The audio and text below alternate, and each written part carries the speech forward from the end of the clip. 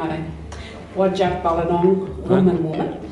That's from the Noongar country, so I come across 3 clans. So my place, I guess, is the southwest or the wheat belt specifically in Perth, Western Australia. My mother is a Noongar lady from the Ewart mob in Noongar country.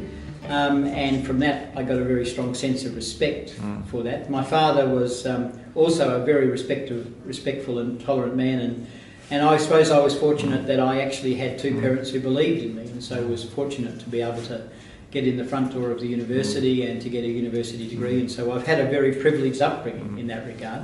And so in a sense for me, this is what's important, is that the sort of benefits I've had of having a good education, because both my parents were very keen on education, and a feeling like I could do anything. And so for me, what that's left me with is a feeling that, well, there's a lot of other Aboriginal kids out there who need the same benefits, and sort of my job now to give some of that back, really.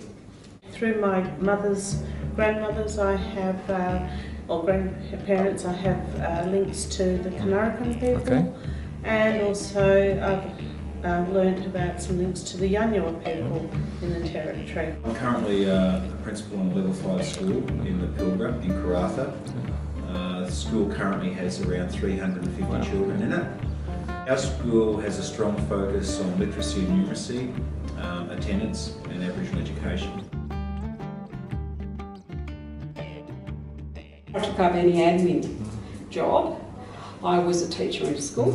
I taught in schools for 19 years before they pulled me out of those schools, screaming like I did not want to leave, because I love kids, love teaching.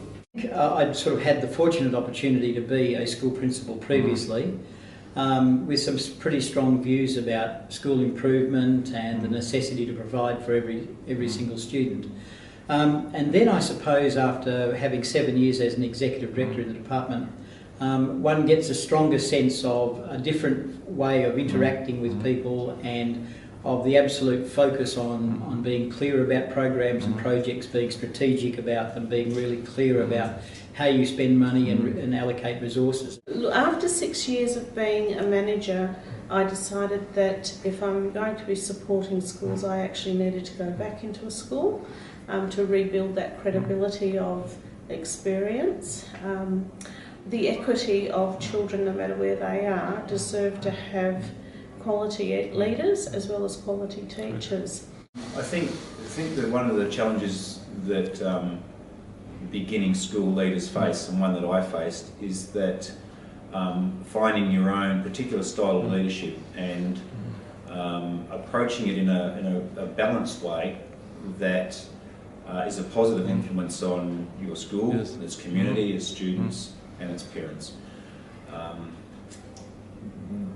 But school leaders sometimes don't get the time to reflect upon their own leadership style until they've become an experienced administrator or an experienced school leader. Sometimes that can take a number of years, and along the way I think there's some hard lessons to be learnt. Sometimes that's about either relationships or dealing with conflict, or it could be financial management. But it is important to seek quality support and quality advice from other people that you admire or respect as school leaders. Everything that we're doing at the school is being looked at from the point of view of how sustainable is this. We don't want this to be a tribute to the individualism of me or of anybody else, but rather this has got to be a team thing, and one of the major strategies has got to be to providing a much broader ownership right across the school, right across the community for this, so that when any particular person goes, it doesn't depend on them, but a whole lot of other people hold the vision and have some very clear expectations about how this school will continue to operate. Learn as much as you can, really hone your skills as a classroom practitioner, and also look at what other people are doing, learn from the people around you,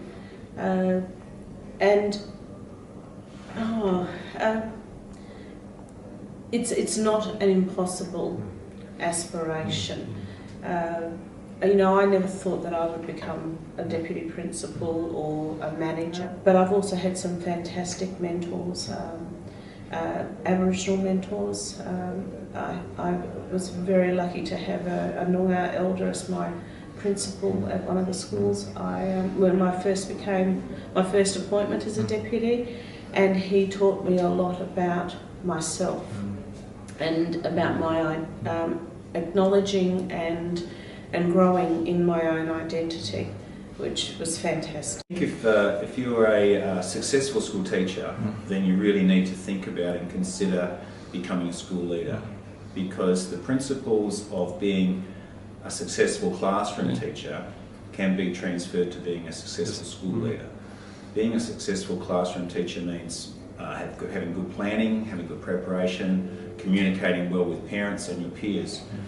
Being a school leader is just operating on a slightly higher level and being more accountable and being more responsible for a greater number of students and a greater number of teachers.